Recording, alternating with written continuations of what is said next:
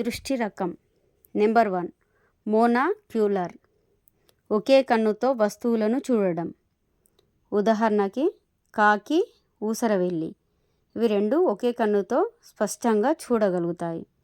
ఓకేనా. Next number 2 binocular, రెండు కళ్ళతో వస్తువులను చూడడం. ఉదాహరణకి క్షీరదాల దృష్టి, మానవుల దృష్టి రెండు బైనాక్యులర్ కిందికి వస్తాయి. ఓకేనా. నెక్స్ట్ నెంబర్ 3 టెలిస్కోపిక్, దూరపు వస్తువులను స్పష్టంగా చూడడం. ఉదాహరణకి పక్షులు. ఓకేనా.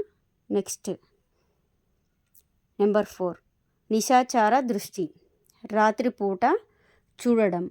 ఉదాహరణకి గుడ్లగూప, పిల్లి, అడవి జంతువులు, ఇవన్నీ రాత్రిపూట స్పష్టంగా చూడగలుగుతాయి. ఓకేనా. Next number 1 Joseph Nicephore Niepce, ఇతను కెమెరాను కనుగొన్నాడు.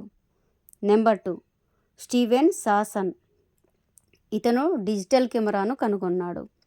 Next number 3 Thomas Alva Edison, still photography, నిశ్చల స్థితిలో ఉన్న వస్తువులను ఫోటో తీయు పద్ధతి అండ్ కదులుతున్న వస్తువులను ఫోటో తీయు పద్ధతిని ఇతను కనుగొన్నాడు. ఓకేనా. నెక్స్ట్ నెంబర్ 1 కన్ను, కెమెరా. నెంబర్ 2 కనుగుడ్డు, కుంభాకార కటకము. Number 3 retina, film. Number 4 iris, diaphragm. Number 5 కనురెప్ప, షటర్ లేదా మూత. ఓకేనా. ఇవన్నీ ప్రతి ఒక్కటి ఇంపార్టెంట్, కరెక్ట్గా చూసుకోండి. ఓకేనా.